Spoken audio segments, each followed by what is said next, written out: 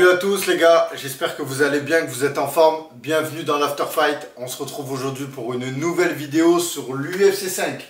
L'UFC 5, ils nous ont sorti ce mode-là cette année. Donc c'est les pronostics. Vu que j'aime bien faire des vidéos pronostics, je vais m'appuyer sur le jeu pour pouvoir vous en parler. Premier combat sur la main card, ça va être Vicente Luque vs Ian Garry. Donc comme vous pouvez le voir, Ian Garry, il est sur 13 victoires.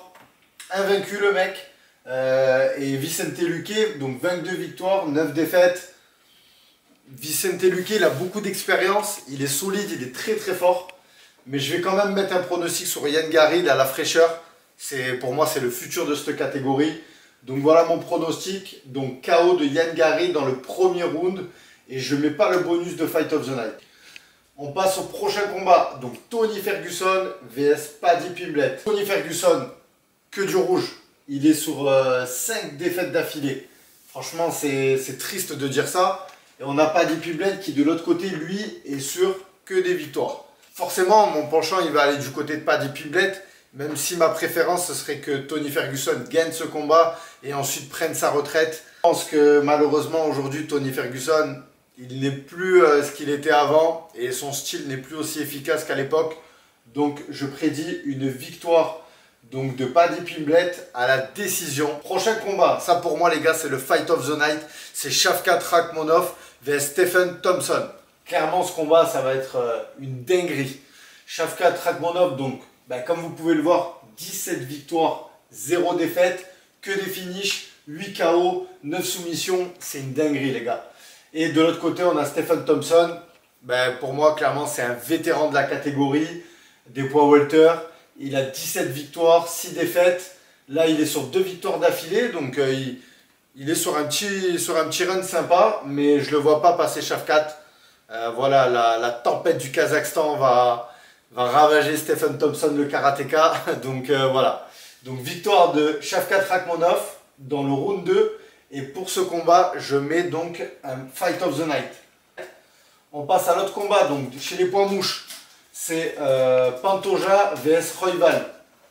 Donc Alexandre Pantoja qui vient de gagner son combat face à Brandon Moreno.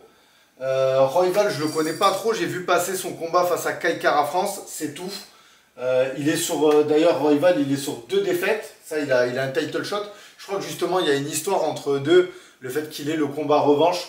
Donc moi je vais mettre en pronostic Royval, je le vois bien gagner ce combat. Voilà, en tout cas ça va être une belle guerre, mais pas de Fight of the Night sur ce combat. Le main event, le combat que tout le monde attend, c'est Leon Edwards contre Colby Covington.